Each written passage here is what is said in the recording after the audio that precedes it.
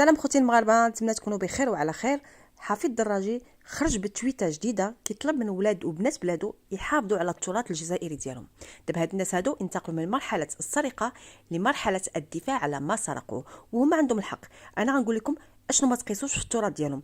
يلا تبعوا معايا، وقبل كل شيء وتناق من تحت. فرنسا راهي امنا وهي اللي رباتنا وعطات لنا هذا الخير. Ferme la bouche, ouvre les yeux. Il est malade, il est malade, il est malade. Il est malade, il est malade, il est malade. Problème. Problème. خوتي المغاربه، غادي نجيب لكم بعض الاكلات الجزائريه العريقه المعروفه الضاربه في التاريخ اللي ما خصناش نسرقوهم للجيران حشومه وعيب وعار. هادشي اللي كديروا فيه. هاد الاكلات هما اللي ما خصهمش يتسرقوا، وانا غنذكر لكم الاغلبيه ديال هاد الاكلات ديالهم في هاد الفيديو. ممنوع منعا تاما اننا نطيبهم عندنا. داكوغ، يلا. الطبق الاول طاجين القهاتي وجمعته. الطبق الثاني فراقش شنقريحه. الطبق الثالث مكفن في حجر يماه وكلها تقليديه عسليه. اما الوصفه الرابعه فهي حلويات سبع الغول. والطبق الخامس الشهير الاكله الجزائريه الشهيره مامو فكر شمو.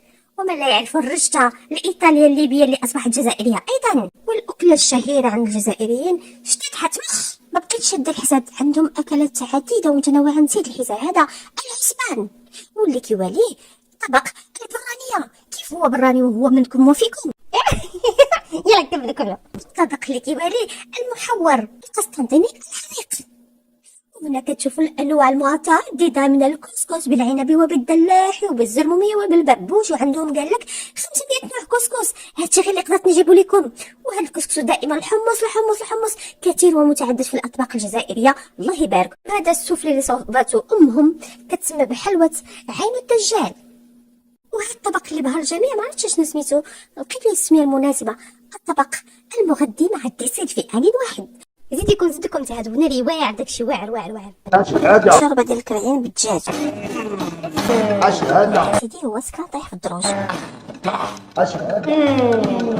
خوتي المغاربه، معهدي بكم نتوما يا ناس طيبين وما كتسرقوش. واش تسرقوا ليهم الرشته ديالهم وتسرقوا ليهم مو في حجر مو وسكران طايح في الدروج وصباع الغور راه ما جاتش. حشومه وعيب وعار. انا عهدي بكم ناس كتحترموا الجيران. الله يجازيكم بخير. خلي الطبخ ديالهم اللي اصلا هو ما معروفش، ولكن حنا غادي نعرفوه ان شاء الله الرحمن الرحيم. غنضرب نديروا لهم الطرب كما تنقولوا باش يتعرف الطبخ ديالهم ويحافظوا عليهم بطريقتهم. وانا حضرتكم عاودني منكم اخوتي المغاربه ولا غادي نكع عليكم. وزيدكم هذا المقطع اللي بخل اللي ضحك لي على الفيديو ديالي قبل ما يطيروا لي الحساب ديالي في تيك توك بعد ما ذكرت لهم هذيك الاكله الاخرى اللي غتشوفوا من بعد. يلا السلام عليكم. الطبق الاول حيكون سكلان طايح في الدروج، والطبق الثاني خبز بزروديه. نسيتي طبق ثالث وهو سخفان خارج السطح.